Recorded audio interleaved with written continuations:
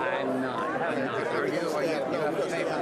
We have a lot of great business. I know a bunch of them. It's spaced out. We're the best one we have. We're having us back here. Good to see you. You don't have a primary, right? My neighbors are the borderline. Have fun tonight. Hey, Karen. Sorry. Good to see you. How are you? How's it going? How's it going? Good to see you.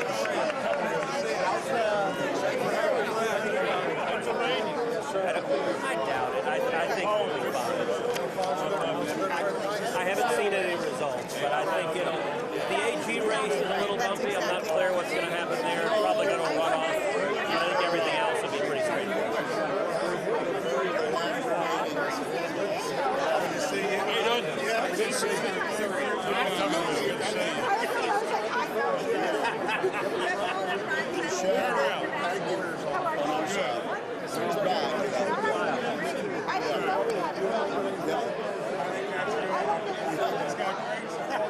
That's awesome. That's where I come from. Hello, how you doing? I'm okay. She's great, thank you.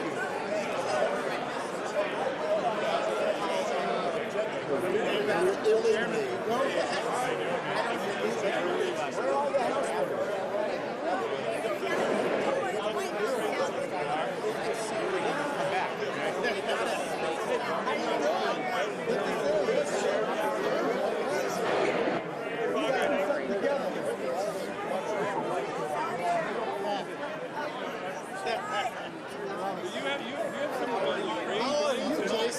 So you relieved yourself of the burden. I bet you are.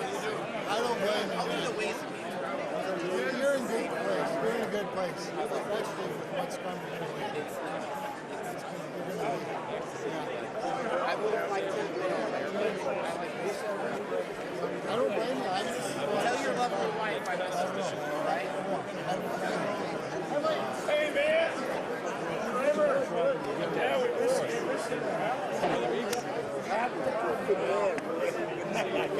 you. Remember when we had lunch? I do. Absolutely. How are you? Good to see you. Whatever we need to do down there, we gotta get. We gotta get started. You all on the key. You all on the key, man. Good to see you. Doing a great job.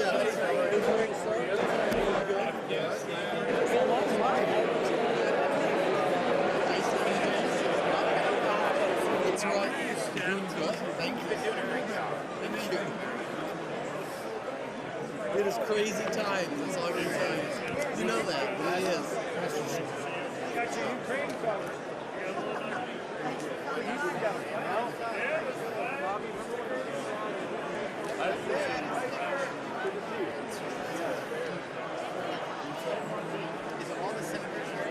You didn't give them out? Does everybody take them? I couldn't tell if we're all here or not. Who would know? Seems like about Oh, yeah, you, aren't you ranking on ag? Hey! I'm ranking on agriculture. Excellent. Was chairman within the Dems too. We'll fix that. Hopefully next time you'll be chair on ag and I'll be chair on agriculture. Great 1-2 punch. Then we'll do some good. Good deal. Good to see you. Hey!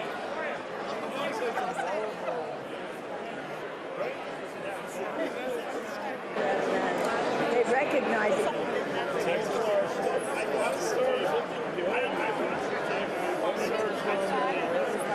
She was talking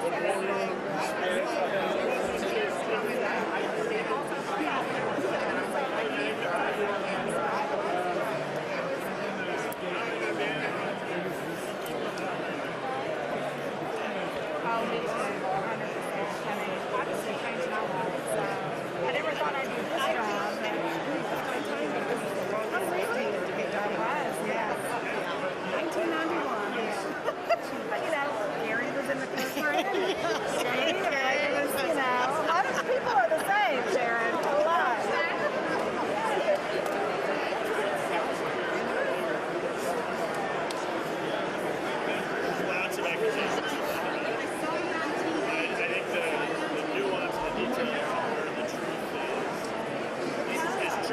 by no means what's going on is good. But it's like, it's hard. There's disinformation all over now about it.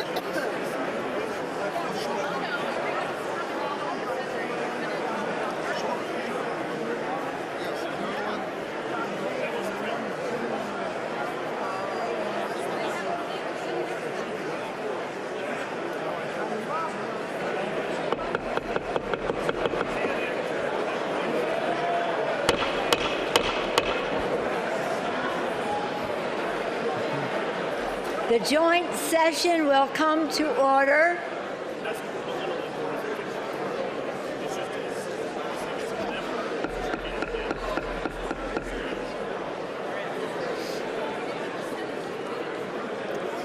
Okay, then we do these, okay?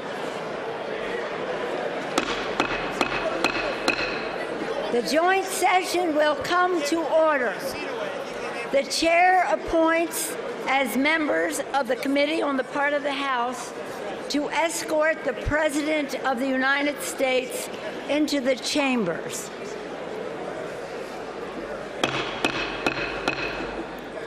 The gentleman from Maryland, Mr. Hoyer. The gentleman from South Carolina, Mr. Clyburn. The gentleman from the gentlewoman from Massachusetts, Ms. Clark. The gentleman from New York, Mr. Jeffries. The gentleman from New York, Mr. Sean Patrick Maloney. The gentlewoman from Ohio, Ms. Capter. The gentlewoman from Delaware, Ms. Blunt Rochester. The gentleman from California, Mr. McCarthy. The gentleman from Louisiana, Mr. Scalise. The gentlewoman from New York, Ms. Stefanik. The gentleman from Louisiana, Mr. Mike Johnson. The gentleman from Alabama, Mr. Palmer. The gentleman from Oklahoma, Mr. Cole. The gentlewoman from Indiana, Ms. Spartz.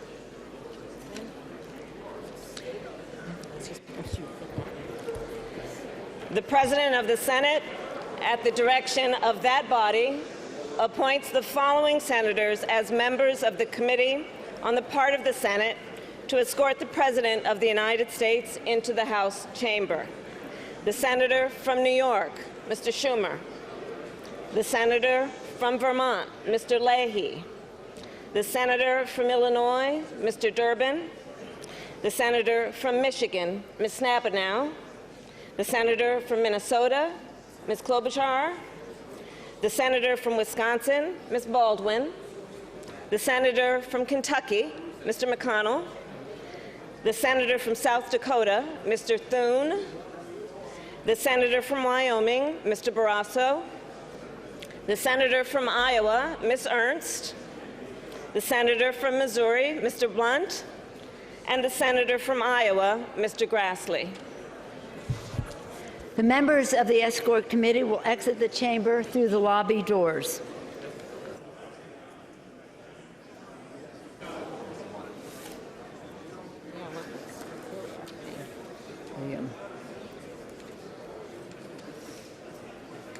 Now we wait for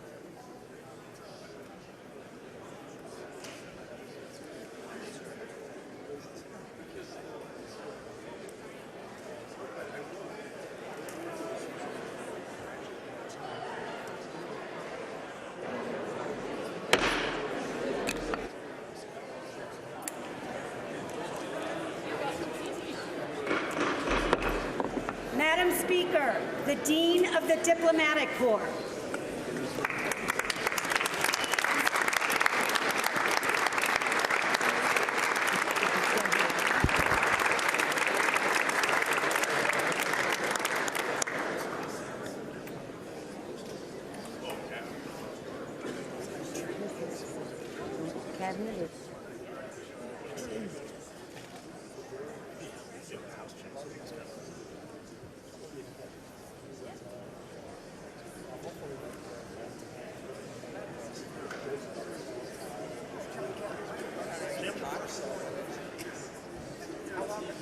We had our big dinner tonight before, but usually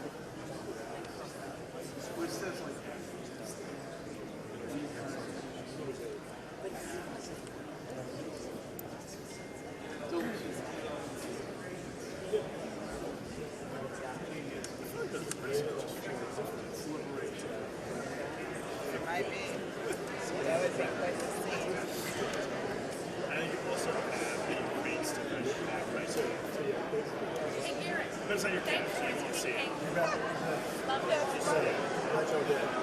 It was low. Okay.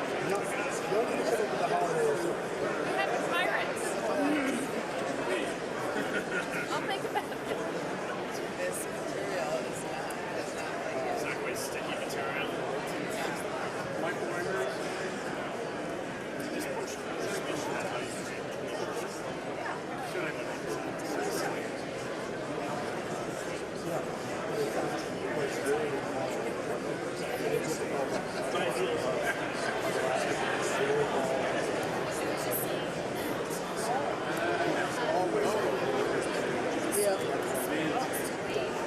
They've still got a few more of these in something.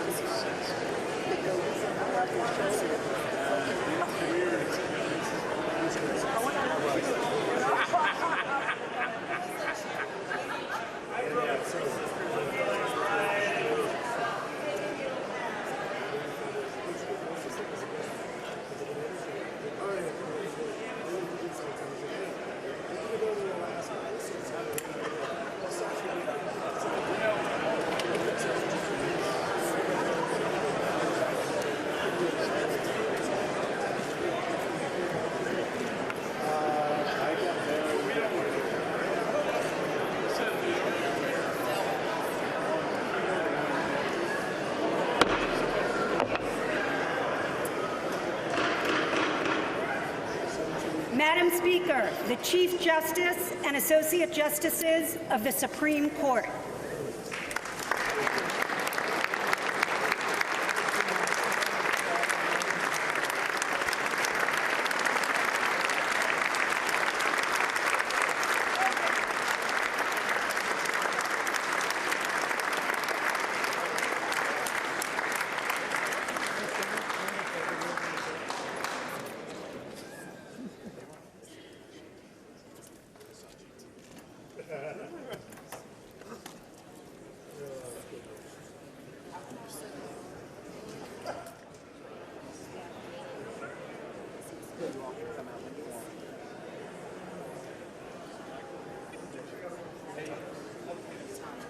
Next up is the first one.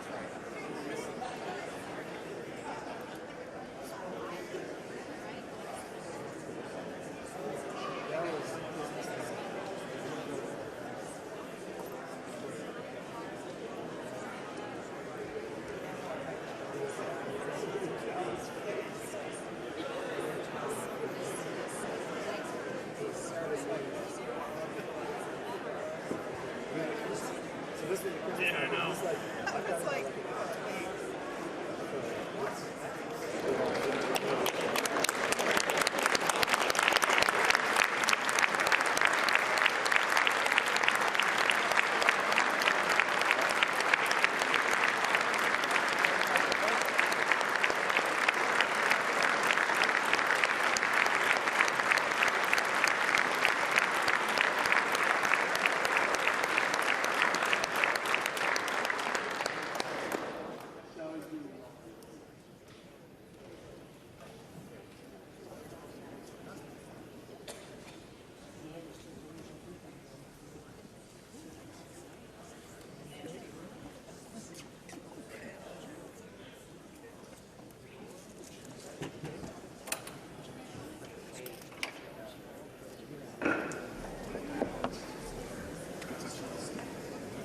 Madam Speaker, the President's Cabinet.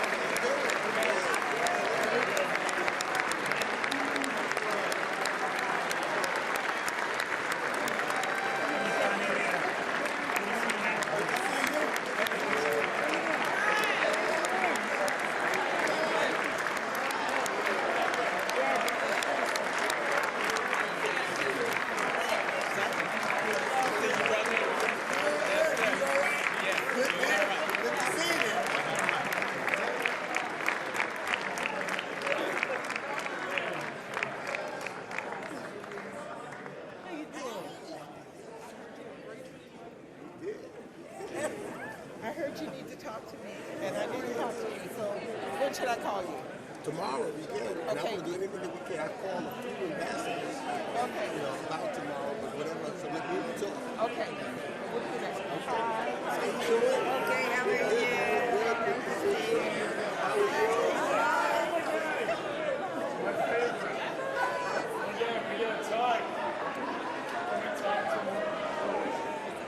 Don't worry.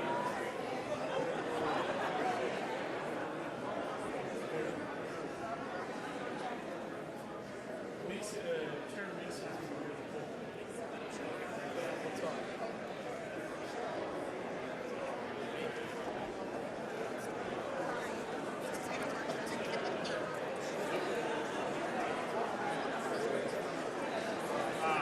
That is good. That is, well, you see, look. That's how she can do it. Call the ambassadors.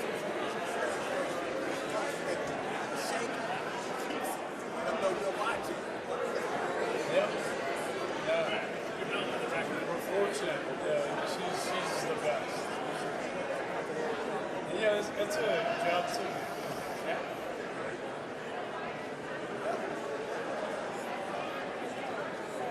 So, hey, great. I'm excited.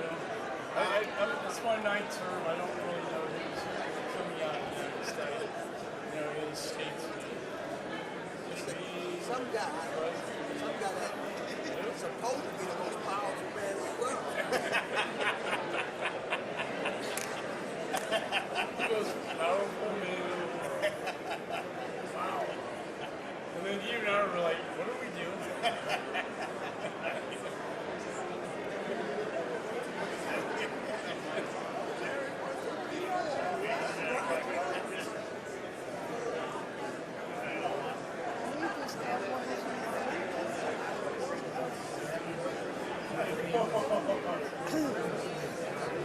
I'm with 4 countries. Mission 2. I hit an orange tie, I just assumed.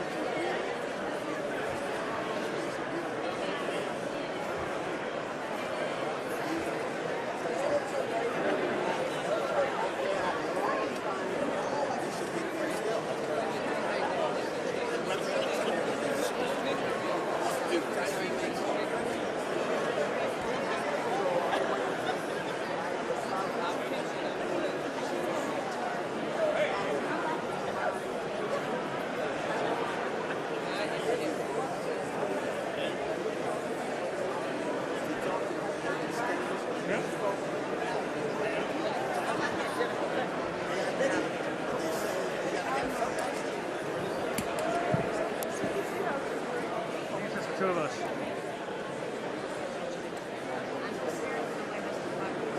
I don't even. Oh, there he is. Ah.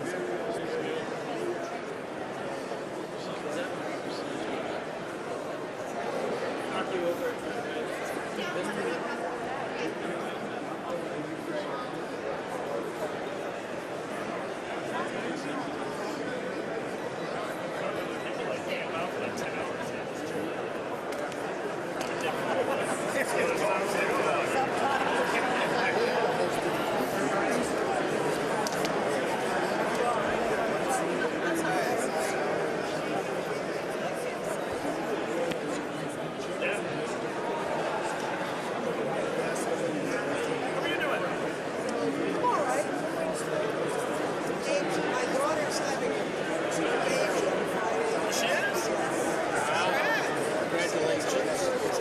As soon as you're here, clear out. So there won't be a second round. It'll be a tight schedule up there.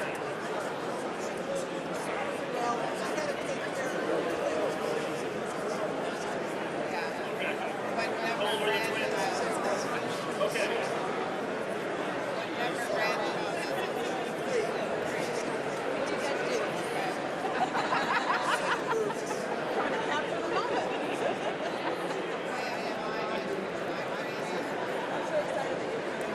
very excited.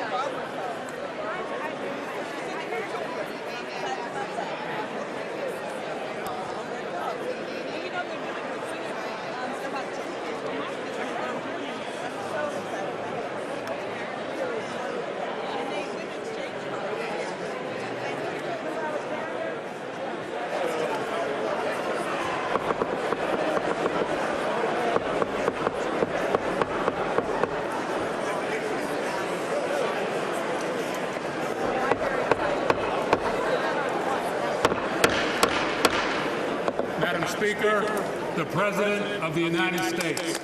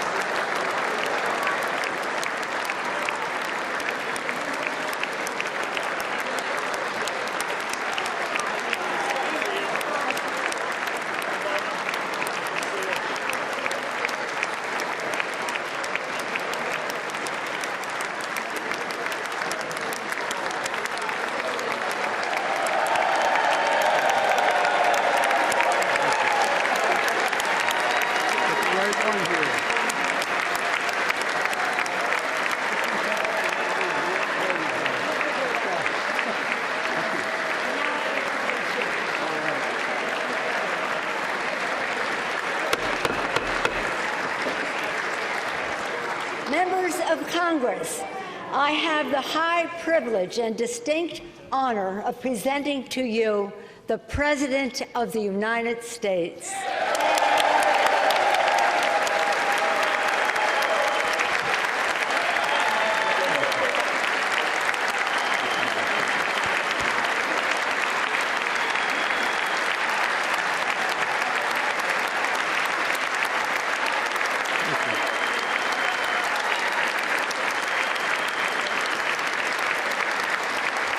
Thank you, thank you, thank you.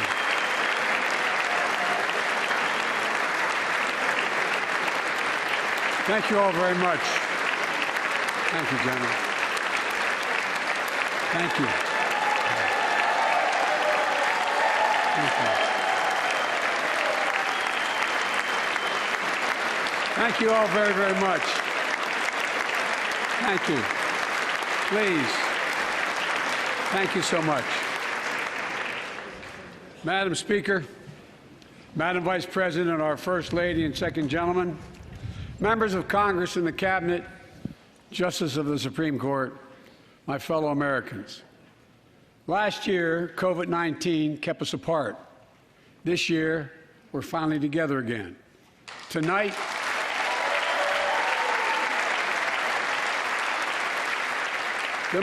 we meet as Democrats, Republicans, and Independents, but most importantly, as Americans, with the duty to one another, to America, to the American people, and to the Constitution, and an unwavering resolve that freedom will always triumph over tyranny.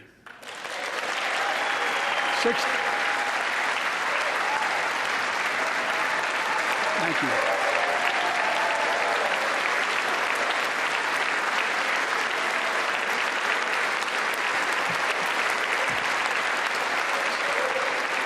6 days ago, Russia's Vladimir Putin sought to shake the very foundations of the free world, thinking he could make it bend to his menacing ways.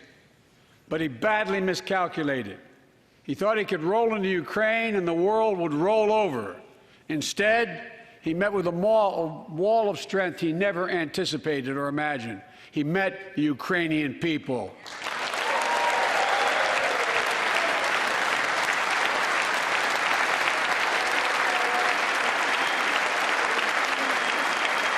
President Zelensky,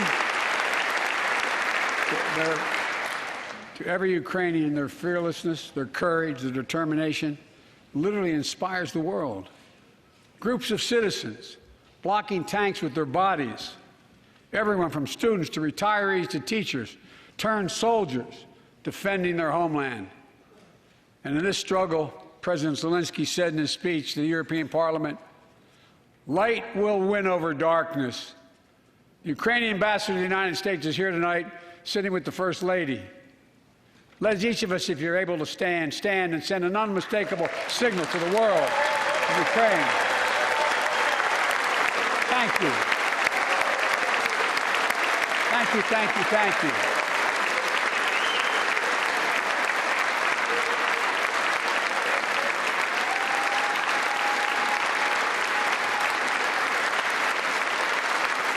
She's bright, she's strong, and she's resolved.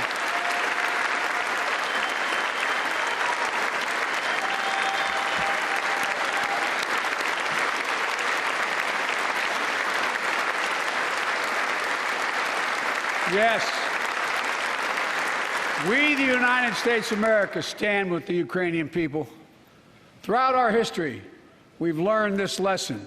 When dictators do not pay a price for their aggression, they cause more chaos. They keep moving, and the cost, the threats to America and America to the world keeps rising. That's why the NATO alliance was created, to secure peace and stability in Europe after World War II. The United States is a member, along with 29 other nations. It matters. American diplomacy matters. American resolve matters. Putin's latest attack on Ukraine was premeditated and totally unprovoked. He rejected repeated efforts at diplomacy. He thought the West and NATO wouldn't respond. He thought he could divide us at home, in this chamber, in this nation. He thought he could divide us in Europe as well. But Putin was wrong. We are ready. We are united, and that's what we did. We stayed united. We prepared extensively and carefully. We spent months building coalitions of other freedom-loving nations in Europe and the Americas, from America to the Asian and African continents, to confront Putin. Like many of you, I spent countless hours unifying our European allies.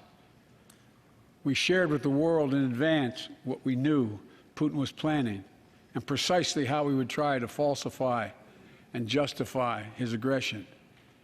We countered Russia's lies with the truth. And now that he's acted, the free world is holding him accountable, along with 27 members of the European Union, including France, Germany, Italy, as well as countries like the United Kingdom, Canada, Japan, Korea, Australia, New Zealand, and many others. Even Switzerland are inflicting pain on Russia and supporting the people of Ukraine. Putin is now isolated from the world more than he has ever been. Together,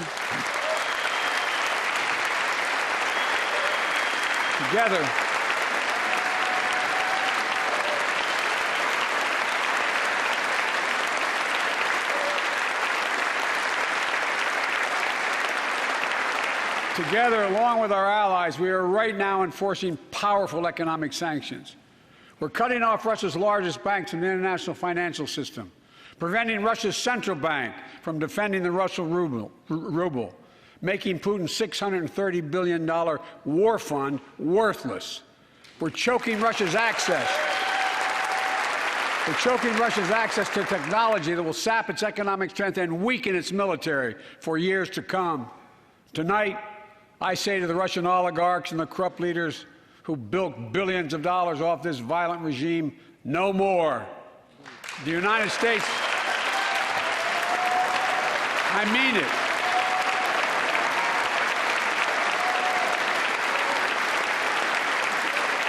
The United States Department of Justice is assembling a dedicated task force to go after the crimes of the Russian oligarchs.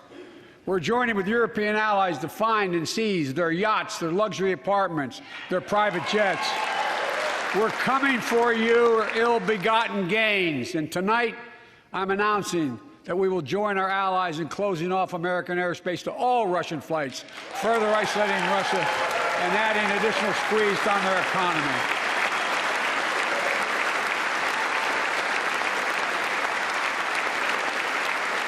He has no idea what's coming. The ruble has already lost 30% of its value. The Russian stock market has lost 40% of its value, and trading remains suspended. The Russian economy is reeling, and Putin alone is the one to blame. Together with our allies, we're providing support to the Ukrainians in their fight for freedom. Military assistance, economic assistance, humanitarian assistance. We're giving more than $1 billion of direct assistance to Ukraine, and will continue to aid the Ukrainian people as they defend their country and help ease their suffering.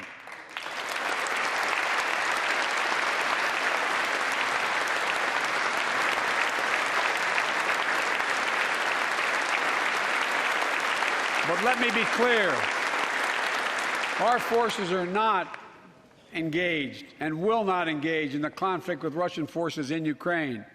Our forces are not going to Europe to fight Ukraine, but to defend our NATO allies in the event that Putin decides to keep moving west.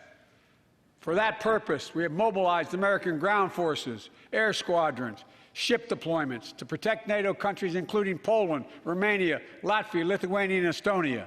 And as I've made crystal clear, the United States and our allies will defend every inch of territory that is NATO territory with the full force of our collective power. Every single inch.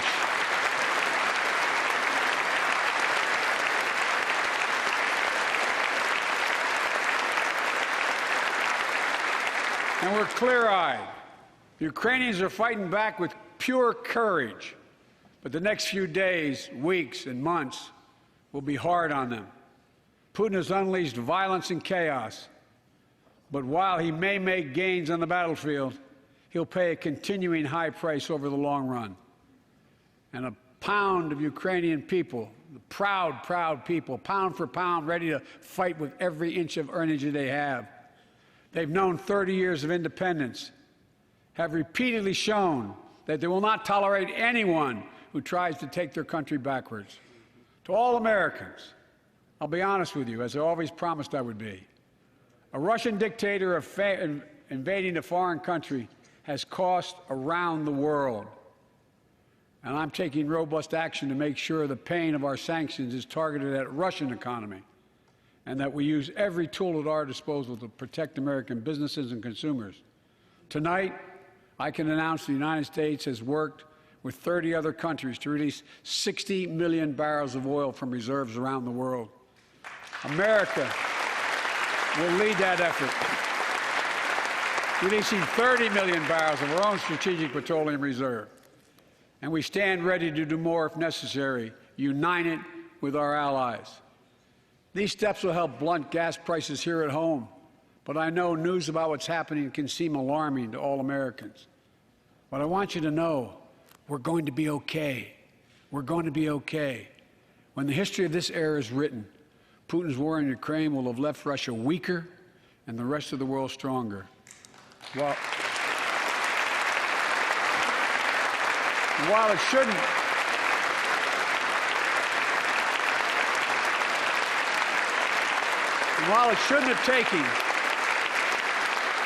shouldn't have taken something so terrible for people around the world to see what's at stake, now everyone sees it clearly. We see the unity among leaders of nations, a more unified Europe, a more unified West. We see unity among the people who are gathering in cities and large crowds around the world, even in Russia, to demonstrate their support for the people of Ukraine. In the battle between democracy and autocracies, democracies are rising to the moment, and the world is clearly choosing the side of peace and security. This is the real test, and it's going to take time. So let us continue to draw inspiration from the iron will of the Ukrainian people. To our fellow Ukrainian Americans who forged the deep bond that connects our two nations, we stand with you. We stand with you. Putin may circle Kyiv with tanks, but he'll never gain the hearts and souls of the Iranian people. He'll never extinguish their love of freedom. and he will never, never weaken the resolve of the free world.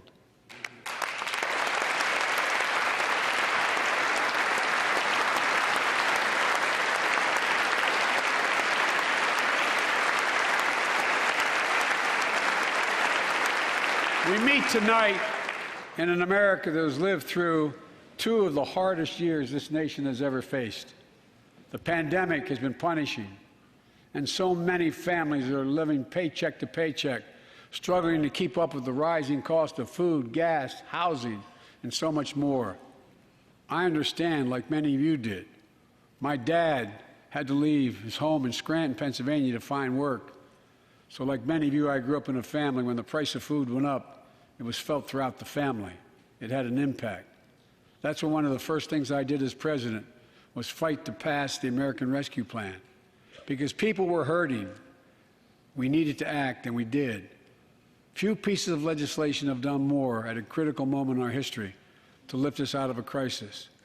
It fueled our efforts to vaccinate the nation and combat COVID-19, delivered immediate economic relief to tens of millions of Americans. It helped put food on the table. Remember those long lines of cars waiting for hours just to get a box of food put in their trunk.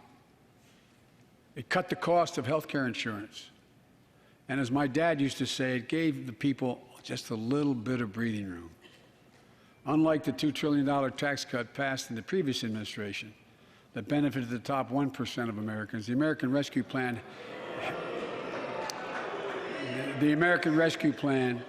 helped working people and left no one behind. Folks,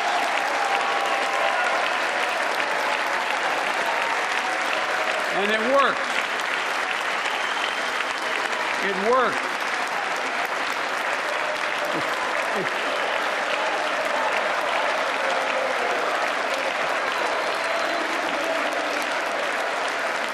It worked. We created jobs, lots of jobs. In fact, our economy created over 6.5 million new jobs just last year. More jobs in 1 year than ever before in the history of the United States of America. The economy grew at a rate of 5.7 last year, the strongest growth rate in 40 years. And the first step in bringing fundamental change to our economy that hasn't worked for working people in this nation for too long. For the past 40 years, we were told that tax break for those at the top and benefits would trickle down and everyone would benefit. But that trickle-down theory led to a weaker economic growth, lower wages, bigger deficits, and a widening gap between the top and everyone else in nearly a century. Look, Vice President Harris and I ran for office, and I realize we have fundamental disagreements on this, but ran for office with a new economic vision for America. Invest in America, educate Americans, grow the workforce, build the economy from the bottom up and the middle out, not from the top down, because we know, because when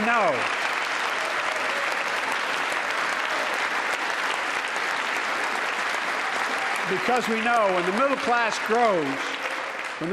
grows, the poor have a way up and the wealthy do very well. America used to have the best roads, bridges, and airports on earth, and now our infrastructure is ranked 13th in the world. We won't be able to compete for the jobs of the 21st century if we don't fix it. That's why it was so important to pass the bipartisan infrastructure law. And I thank my Republican friends who joined to invest and rebuild America,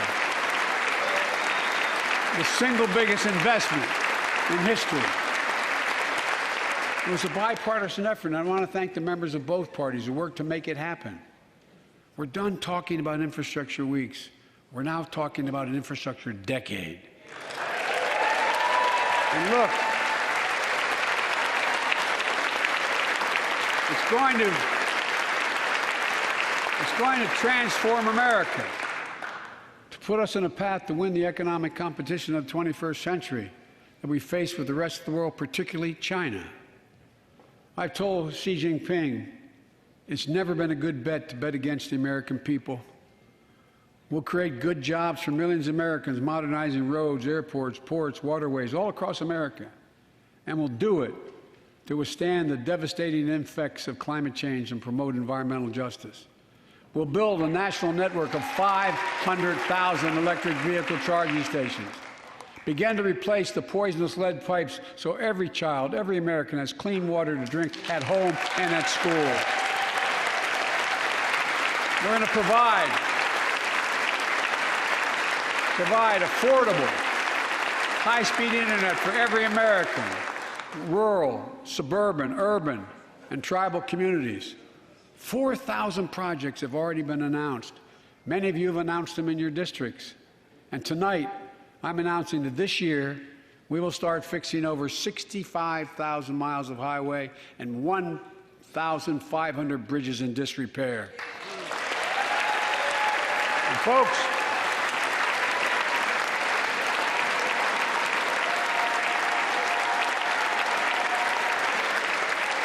when we use taxpayers' dollars to rebuild America, we're going to do it by buying America. Buy American products. Support American jobs. The federal government spends about $600 billion a year to keep this country safe and secure. There's been a law on the books for almost a century to make sure taxpayers' dollars support American jobs and businesses. Every administration, Democrat and Republican, says they'll do it, but we're actually doing it. We'll buy America to make sure everything from the deck of an aircraft carrier to the steel on highway guardrails is made in America from beginning to end. All of it. All of it.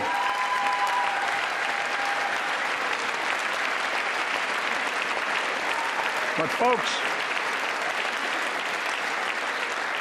to compete for the jobs of the future, we also need a level playing field with China and other competitors.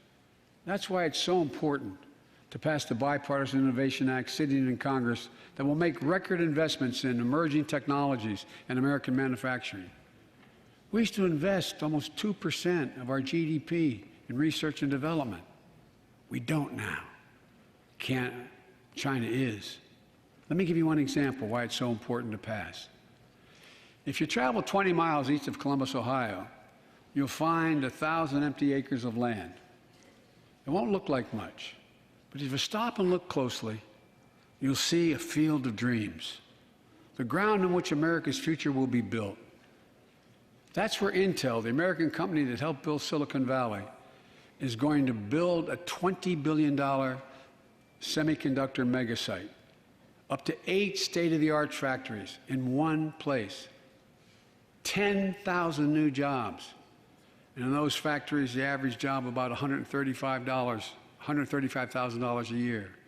Some of the most sophisticated manufacturing in the world to make computer chips the size of a fingertip that power the world in everyday lives, from smartphones, technology, the internet, technology that's yet to be invented.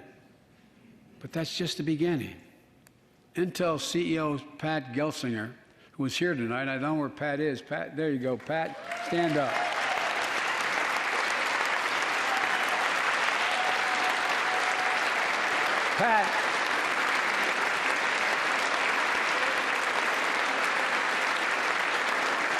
Pat came to see me, and he told me they're ready to increase their investment from $20 billion to $100 billion. That would be the biggest investment in manufacturing in American history. And all they're waiting for is for you to pass this bill. So let's not wait any longer. Send it to my desk. I'll sign it. And we'll really take off in a big way. And folks, Intel is not alone. There's something happening in America. Just look around and you'll see an amazing story. The rebirth of pride that comes from stamping products made in America. The revitalization of American manufacturing. Companies are choosing to build new factories here, when just a few years ago they would have gone overseas. That's what's happening. Ford is investing $11 billion in electric vehicles, creating 11,000 jobs across the country. GM is making the largest investment in its history, $7 billion to build electric vehicles, creating 4,000 jobs in Michigan. All told, 369,000 new manufacturing jobs were created in America last year alone. Folks,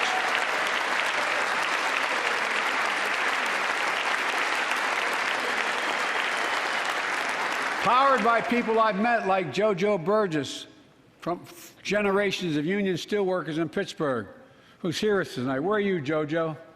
There you go. Thanks, buddy. As Ohio Senator Sherrod Brown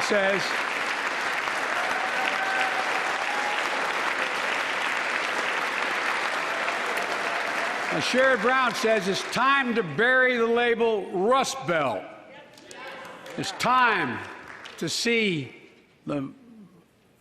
what used to be called the Rust Belt become the home of a significant resurgence of manufacturing.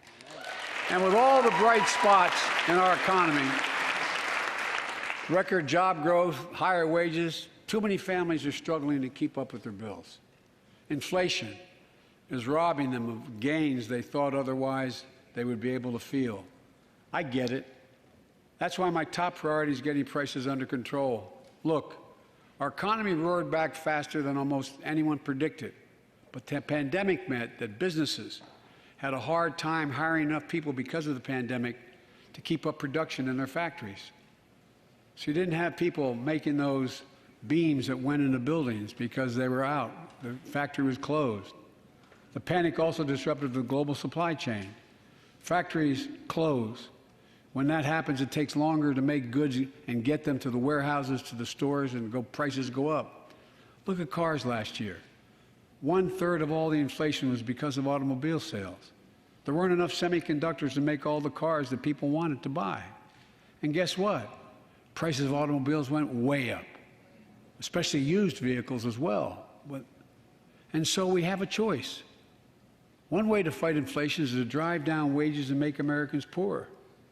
I think I have a better idea to fight inflation. Lower your costs, not your wages. And folks,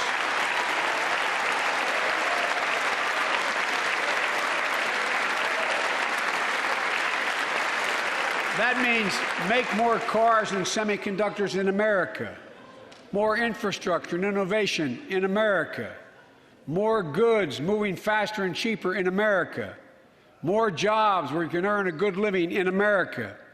Instead of relying on foreign supply chains, let's make it in America. Look, economists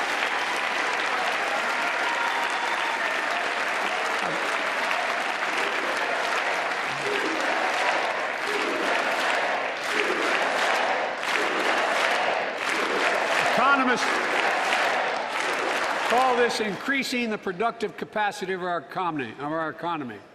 I call it building a better America. My plan to fight inflation will lower your costs and lower the deficit. 17 Nobel laureates in economics said my plan will ease long-term inflationary pressures. Top business leaders, and I believe most Americans, support the plan. And here's the plan. First, cut the cost of prescription drugs. We pay more for the same drug produced by the same company in America than any other country in the world. Just look at insulin. 1 in 10 Americans has diabetes. In Virginia, I met a 13-year-old boy, the handsome young man standing up there, Joshua Davis. He and his dad both have type 1 diabetes, which means they need insulin every single day. Insulin costs about $10 a vial to make. That's what it costs the pharmaceutical company. But drug companies charge families like Joshua and his dad up to 30 times that amount. I spoke with Joshua's mom. Imagine what it's like to look at your child who needs insulin to stay healthy and have no idea how in God's name you're going to be able to pay for it.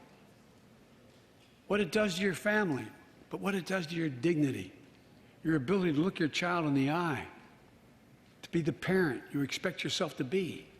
I really mean to think about that. That's what I think about. You know, yesterday, Joshua's here tonight, but yesterday was his birthday. Happy birthday, buddy, by the way. For Joshua and 200,000 other young people with type 1 diabetes, let's cap the cost of insulin at $35 a month so everyone can afford it. And drug companies will do very, very well, their profit margin. While we're at it, I know we have great disagreements on this floor with this. Let's let Medicare negotiate the price of prescription drugs.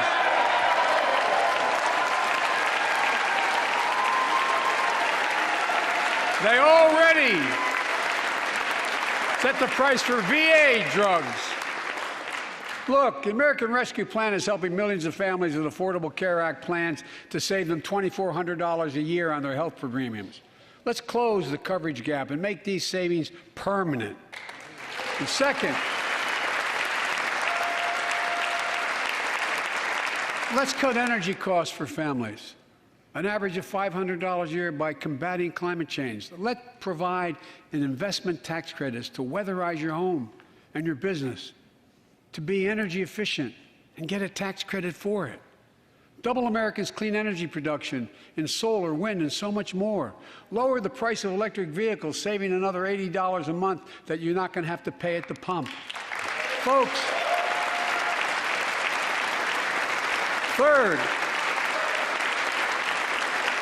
the third thing we can do to change the standard of living for hard-working folks is cut the cost of child care. Cut the cost of child care. Folks, if you live in a major city in America, you pay up to $14,000 a year for child care per child. I was a single dad for 5 years, raising 2 kids. I had a lot of help, though. I had a mom, a dad, a brother, and a sister that really helped.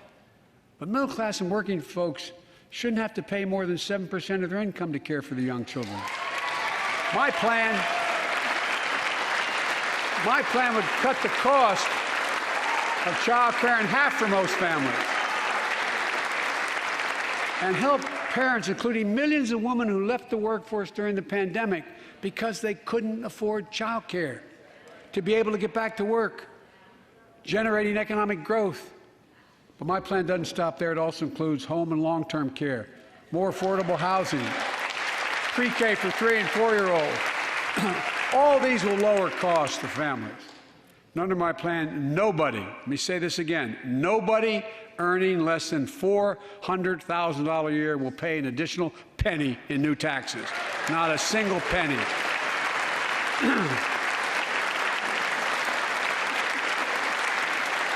I may be wrong, but my guess is if we took a secret ballot in this floor, that we'd all agree that the present tax system ain't fair.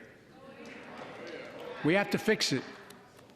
I'm not looking to punish anybody, but let's make corporations and wealthy Americans start paying their fair share. Look, last year,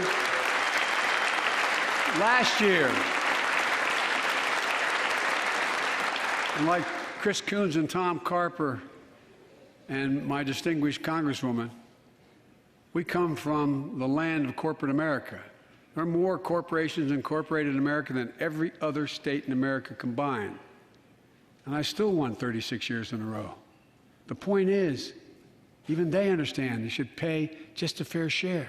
Last year, 55 of the Fortune 500 companies earned $40 billion in profit and paid 0 in federal taxes. Now look, it's not fair. That's why I proposed a 15% minimum tax rate for corporations. And that's why in the G7 and other meetings overseas, I was able to be somewhat helpful. 130 countries agree on a global minimum tax rate. So companies can't get out of paying their taxes at home by shipping jobs and factories overseas. It'll raise billions of dollars. That's why I propose closing loopholes for the very wealthy who pay a lower tax rate than a teacher and a firefighter. So that's my plan, but we'll go in more detail later. We will grow the economy, lower the cost of families. So what are we waiting for? Let's get this done. We all know we've got to make changes. Folks,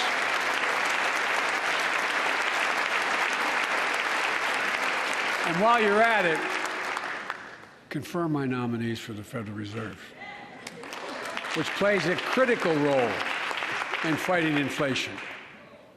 My plan will not only lower costs and give families a fair shot, it will lower the deficit.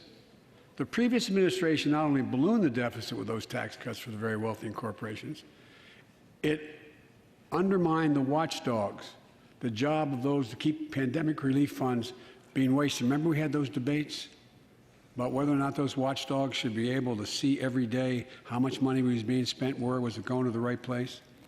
But in my administration, the watchdogs are back. And we're going to go after the criminals who stole billions of relief money meant for small business and millions of Americans. Tonight, I'm announcing that the Justice Department will soon name a chief prosecutor for pandemic fraud.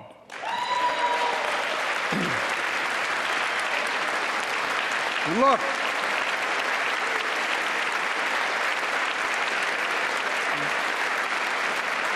I think we all agree, thank you. By the end of this year, the deficit will be down to less than half of what it was before I took office. The only president ever to cut the deficit by more than $1 trillion in a single year. Lowering your cost also meant demanding more competition. I'm a capitalist, but capitalism without competition is not capitalism. Capitalism without competition is exploitation. It drives up profits. And corporations have to compete. Their profits go up and your prices go up when they don't have to compete. Small businesses and family farmers and ranchers, I need not tell some of my Republican friends from those states. Guess what? You got 4 basic meat packing facilities. That's it. You play with them or you don't get to play at all. And you pay a hell of a lot more. A hell of a lot more because there's only 4. See what's happening with ocean carriers moving goods in and out of America. During the pandemic, about half a dozen or less foreign-owned companies raised prices by as much as 1,000% and made record profits. Tonight, I'm announcing a crackdown on those companies overcharging American businesses and consumers. And folks,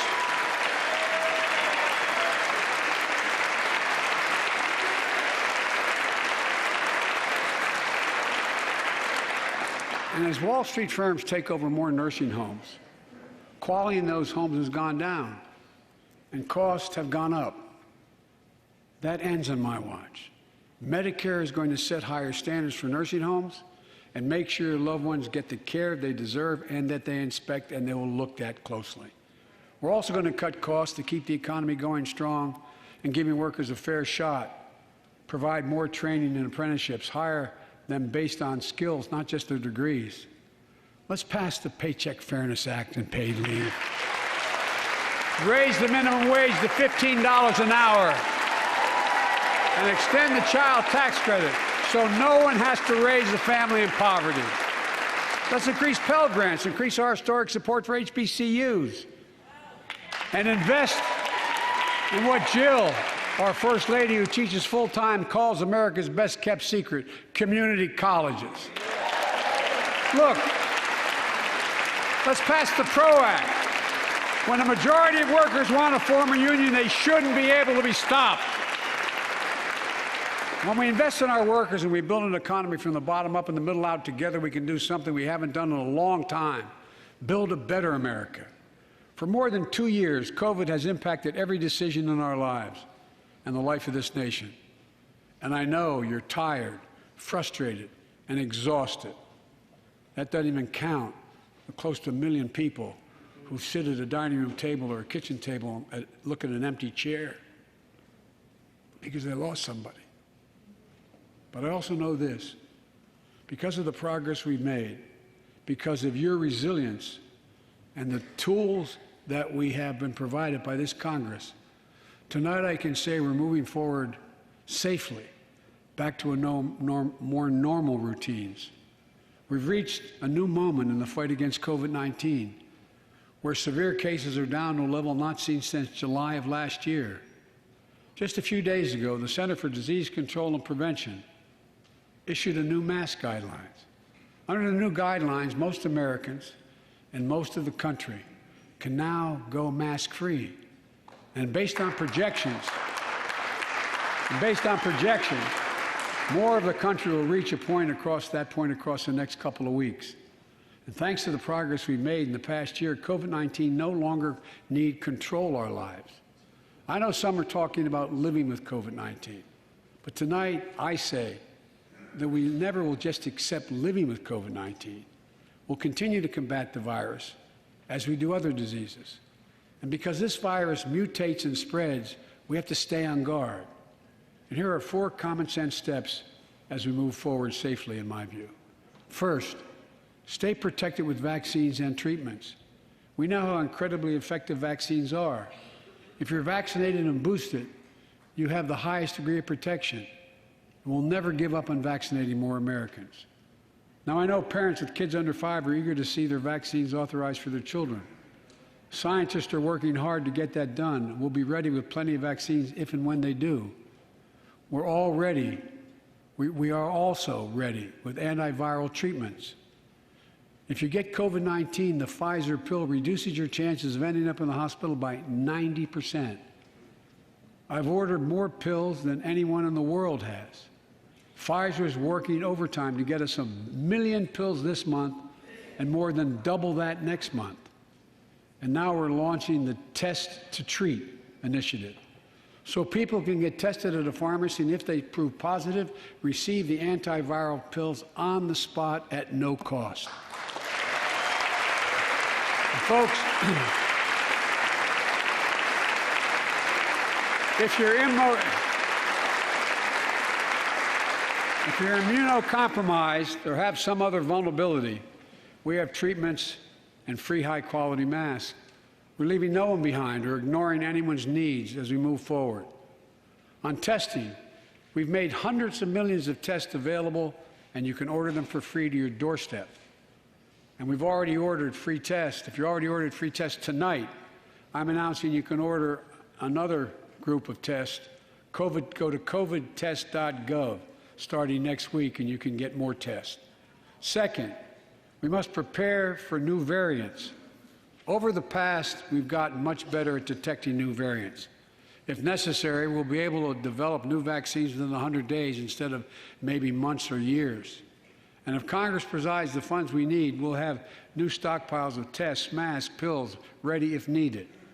I can't promise a new variant won't come, but I can promise you we'll do everything within our power to be ready if it does. Third,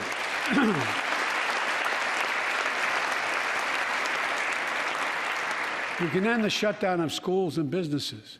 We have the tools we need. It's time for America to get back to work and fill our great downtowns again with people. People working from home can feel safe and begin to return to their offices. We're doing that here in the federal government.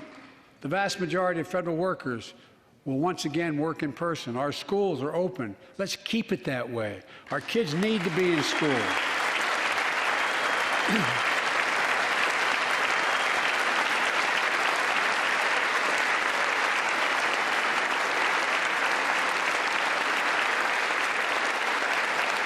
With 75% of adult Americans fully vaccinated and hospitalizations down by 77%, most Americans can remove their masks and stay in the classroom and move forward safely.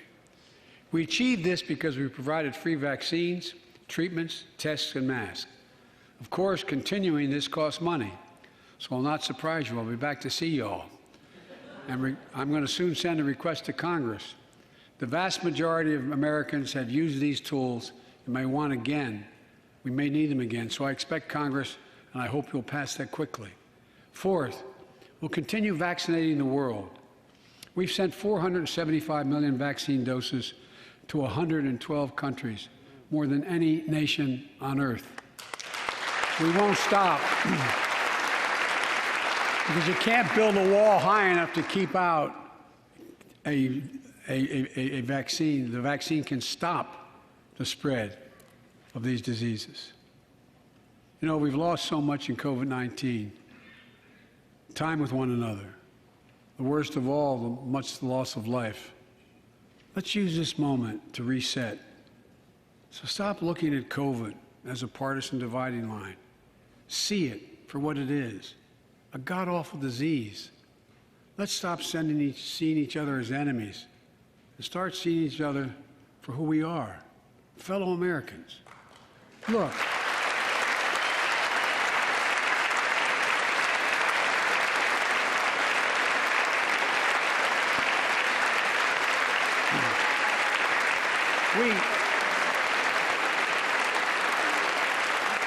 We can't change how divided we've been. It was a long time in coming. But we can change how to move forward on COVID-19 and other issues that we must face together. I recently visited New York City Police Department days after the funerals of Officer Wilbur Mora and his partner, Officer Jason Rivera. They were responding to a 9/11 call when a man shot and killed them with a stolen gun. Officer Moore was 27 years old. Officer Rivera was 22 years old. Both Dominican Americans who grew up in the same streets that they later chose to patrol as police officers. I spoke with their families, and I told them that we were forever in debt for their sacrifices and will carry on their mission to restore the trust and safety of every community deserves. Like some of you that have been around for a while, I've worked with you on these issues for a long time. I know what works. Investigating crime prevention and community policing, cops who walk the beat, who know the neighborhood, and who can restore trust and safety. Let's not abandon our streets or choose between safety and equal justice. Let's come together and protect our communities, restore trust, and hold law enforcement accountable. That's why the Justice Department has required body cameras, banned chokeholds, and restricted no-knock warrants for its officers. That's why the American Rescue Plan that you all provided $350 billion that cities, states, and counties can use to hire more police, invest in more proven strategies.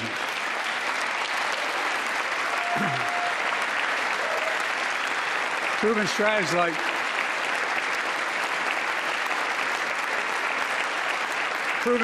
like community violence interruption, trusted messengers, breaking the cycle of violence and trauma, and giving young people some hope. We should all agree the answer is not to defund the police, it's to fund the police. Fund them. Fund them.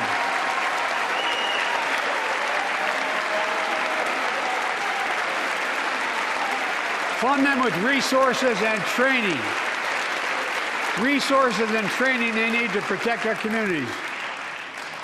I ask Democrats and Republicans alike to pass my budget and keep our neighborhoods safe.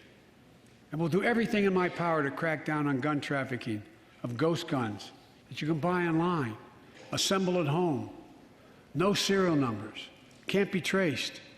I ask Congress to pass proven measures to reduce gun violence. Pass universal background checks. Why should anyone on the terrorist list be able to purchase a weapon? Why? Why? And folks,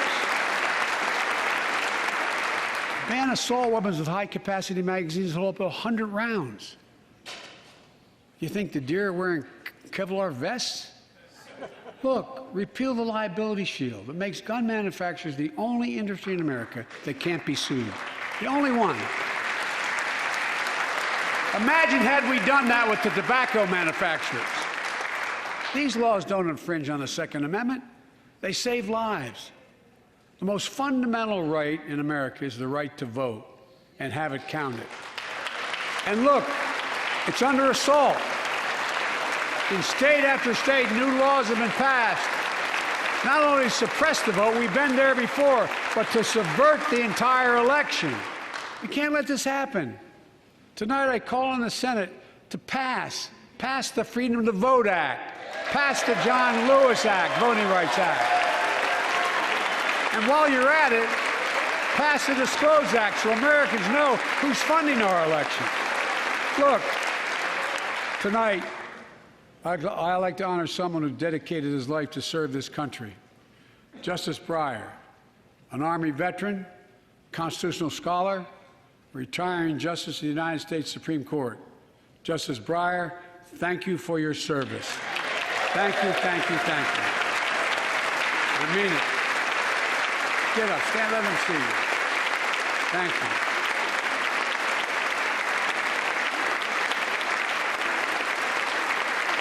And we all know, no matter what your ideology, we all know one of the most serious constitutional responsibility a president has is nominating someone to serve on the United States Supreme Court. As I did 4 days ago, I've nominated the Circuit Court of Appeals, Ketanji Brown Jackson, one of our nation's top legal minds, who will continue in Justice Breyer's legacy of excellence. A former top litigator in private practice, a former federal public defender, from a family of public school educators and police officers. She's a consensus builder. Since she's been nominated, she's received a broad range of support, including the Fraternal Order of Police and former judges supported by Democrats and Republicans. Folks, if we're to advance liberty and justice, we need to secure our border and fix the immigration system.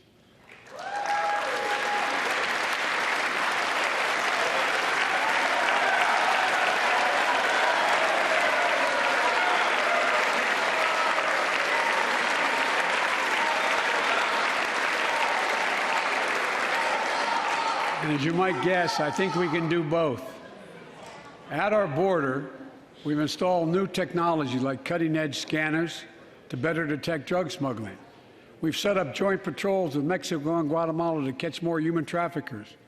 We're putting in place dedicated immigration judges in a significant larger number so families fleeing persecution and violence can have their cases heard faster, and those who don't legitimately hear can be sent back. We're screening, we're securing commitments and supporting partners in South and Central America to host more refugees and secure their own borders. We can do all this while keeping lit the torch of liberty that has led a generation of immigrants to this land, my forebears and many of yours. Provide a pathway to citizenship for dreamers, those with temporary status, farm workers, essential workers. Revise our laws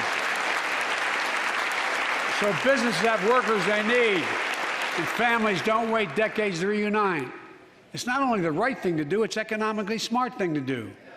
That's why the immigration reform is supported by everyone from labor unions to religious leaders to the U.S. Chamber of Commerce. Let's get it done once and for all. Folks,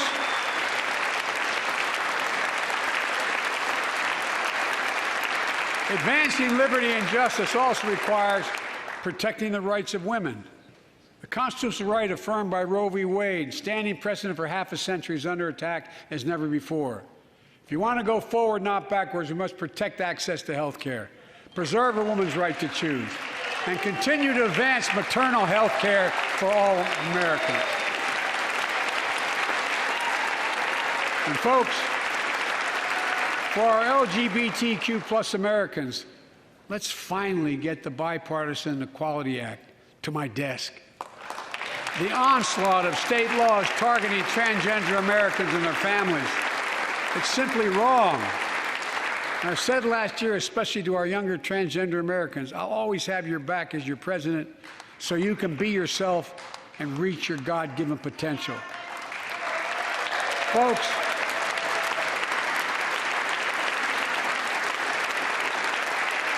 as I've just demonstrated, while it often appears we do not agree, and that we do agree on a lot more things than we acknowledge.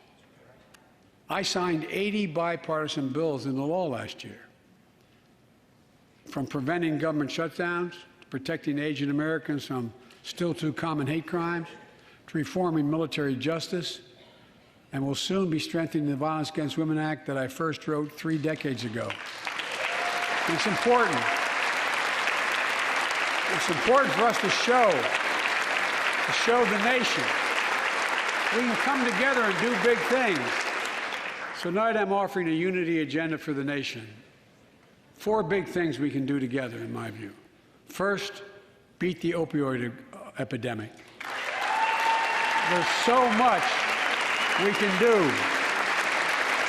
Increase funding for prevention, treatment, harm reduction, and recovery. Get rid of outdated rules and stop doctors stop doctors from prescribing treatments.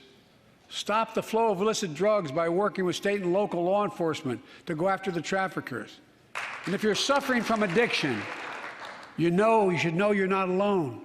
I believe in recovery, and I celebrate the 23 million Americans in recovery.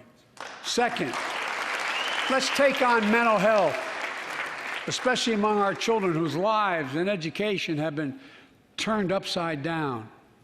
The American Rescue Plan gave schools money to hire teachers and help students make up for lost learning.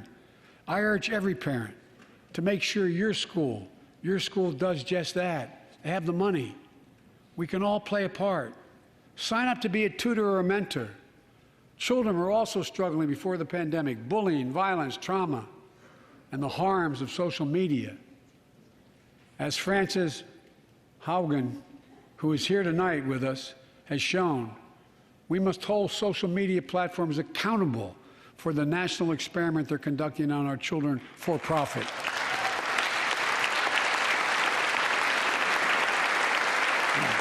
Folks, thank you. Thank you for the courage you showed. It's time to strengthen privacy protections, ban targeted advertising to children, demand tech companies stop collecting personal data on our children, and let's get all Americans the mental health services they need. More people can turn for help, and full parity between physical and mental health care if we treat it that way in our insurance. Look,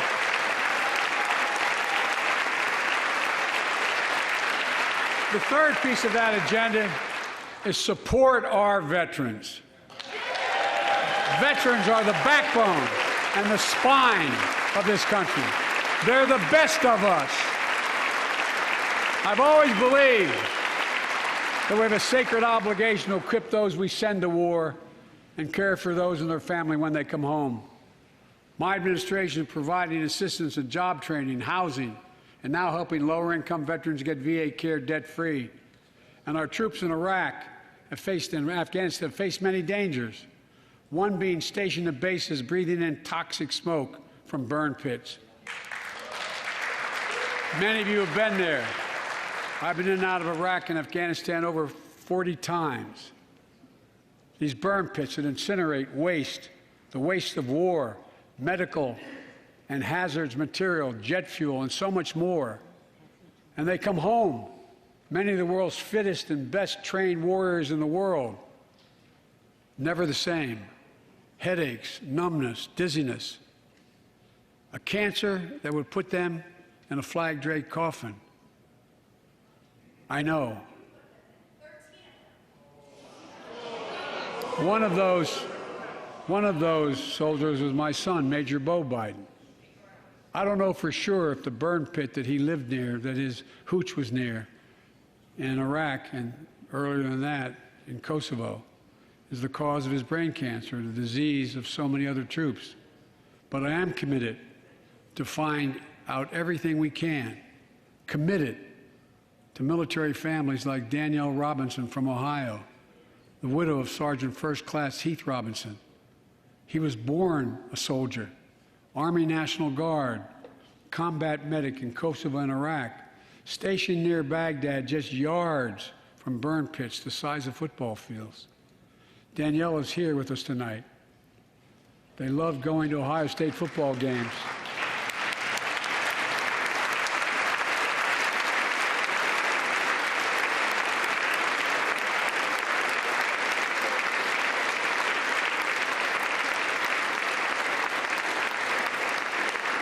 and he loved building Legos with their daughter.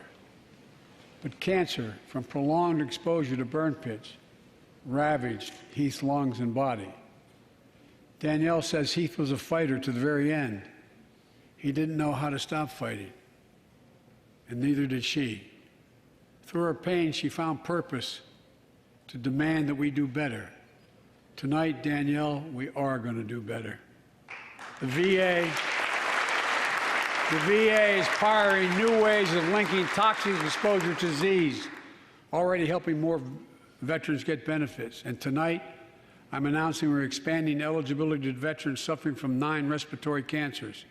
I'm also calling on Congress to pass a law to make sure veterans devastated by toxic exposure in Iraq and Afghanistan finally get the benefits and the comprehensive health care they deserve.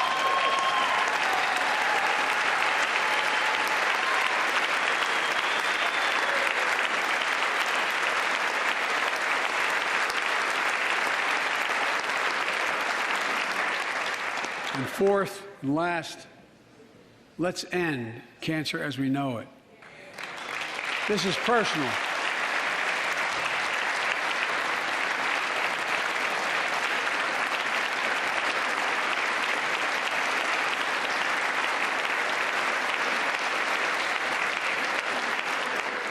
This is personal to me and to Jill and to Kamala and so many of you. So many of you have lost someone you love. Husband, wife, son, daughter, mom, dad. Cancer is the #2 cause of death in America, second only to heart disease. Last month, I announced the plan to supercharge the cancer moonshot that President Obama asked me to lead 6 years ago. Our goal is to cut cancer death rates by at least 50% over the next 25 years, and I think we can do better than that. Turn cancers from death sentences into treatable diseases. More support for patients and their families. To get there, I call on Congress to fund what I call ARPA-H, Advanced Research Projects Agency for Health, patterned after DARPA in the Defense Department, projects that led in DARPA to the internet, GPS, and so much more to make our forces more safer and be able to wage war with more clarity. ARPA will have a singular purpose: to drive breakthroughs in cancer, Alzheimer's and diabetes, and more. A unity agenda for the nation. We can do these things. It's within our power, and I don't see a partisan edge to any one of those 4 things. My fellow Americans, tonight we've gathered in this sacred space, a citadel of democracy, in this Capitol. Generation after generation of Americans have debated great questions amid great strife and have done great things. We fought for freedom, expanded liberty, debated totalitarianism and terror. We built the strongest, freest, and most prosperous nation the world has ever known. Now is the hour, our moment of responsibility, our test of resolve and conscience, of history itself. It is in this moment that our character of this generation is formed. Our purpose is found. Our future is forged. Well, I know this nation. We'll meet the test, protect freedom and liberty, expand fairness and opportunity, and we will save democracy. As hard as those times have been, I'm more optimistic about America today than I've been my whole life, because I see the future that's within our grasp, because I know there's simply nothing beyond our capacity. We're the only nation on earth that has always turned every crisis we've faced into an opportunity. The only nation that can be defined by a single word: possibilities. So on this night, on our 245th year as a nation, I've come to report on the state of the nation, the State of the Union. And my report is this: the State of the Union is strong because you, the American people, are strong. We are stronger today. We are stronger today than we were a year ago. And we'll be stronger a year from now than we are today. This is our moment to meet and overcome the challenges of our time. And we will, as one people, one America, the United States of America. God bless you all, and may God protect our troops. Thank you. Go get him.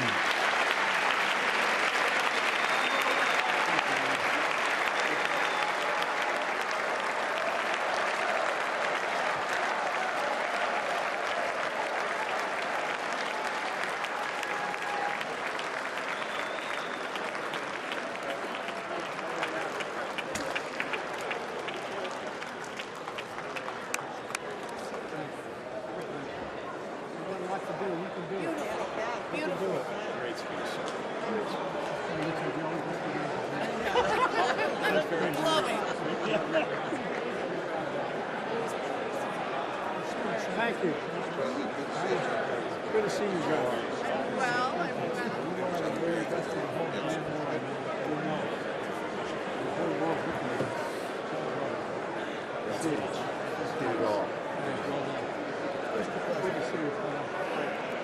Great job. Great job. Beautiful job. That's a great compliment coming from you, kid. Thank you, thank you, thank you. Well done, Mr. President. great clothes. Thank you, man. Well done, Mr. President. Well done. Thanks again for coming to Colorado. Thank you, man. Tommy. Eat it again. Good job.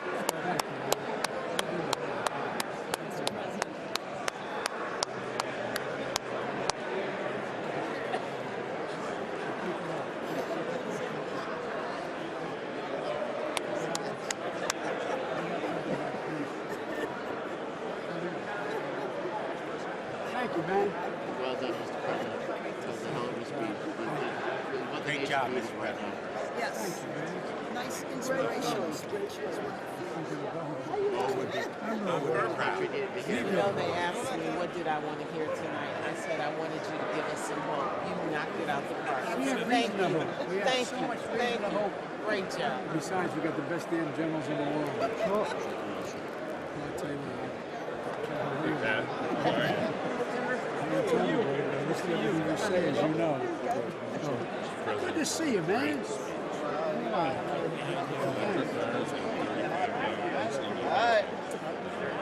We can do this. This is the reason why we cut Charles Tommy. I'm serious. She is. She did. She's been on it for a while. Fantastic. We can do this. Prescription drugs. Grandfather said the grace of God is in the name of the cooking out rise and we got a shot.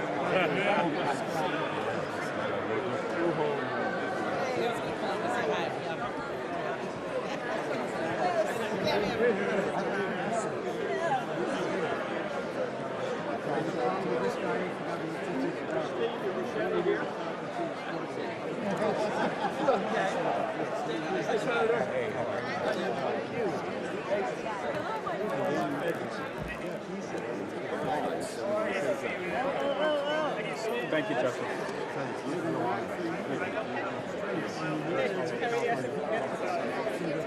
Nice to have everyone back here.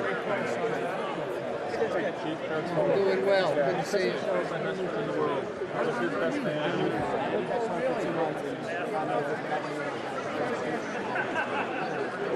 Sorry? Absolutely.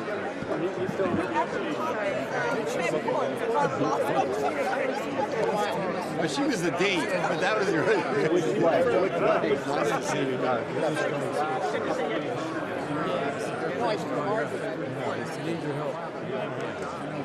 What you going to do now? Thank you so much twice tonight. Thank you for everything. By the way, that intel thing's going to be a big deal. Oh, it's going to be huge, right in my district. Thank you. Embarrassing. Oh my gosh. I didn't know, I knew this one, right? But you know those two words? Bulldozer. I mean, that's what it was. Oh my God, that's so... Enormous respect. Oh. I mean, look at me, man. You know it's true. We go back a long I know, way, those pal. are the days. I think she's pretty good. Pretty solid. Absolutely. She's a great. Absolutely. Absolutely. I'll tell you what, man. The IDW village is the reason I stand by.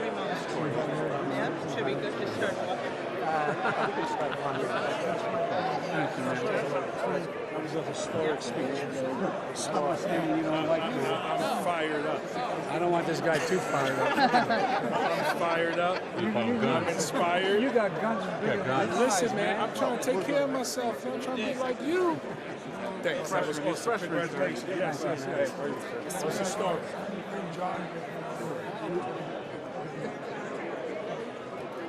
I mean, listen, people at home appreciate us. Absolutely. Thanks for talking about children. From Northwest Indiana. It's good to see you very well. Steel workers, Joe. It's great to have him here. Relay the message. Thank you for your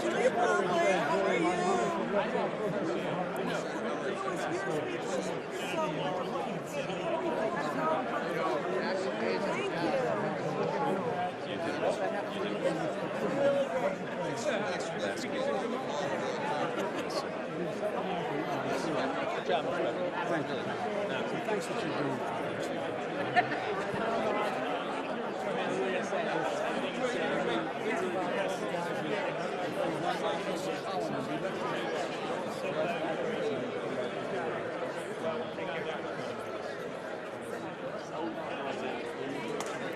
You're the real photographer.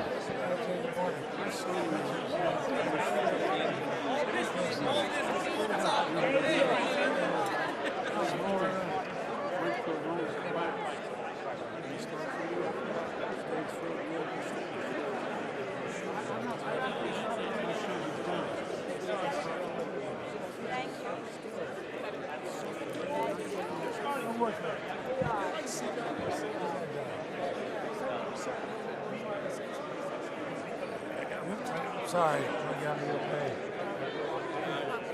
Take off.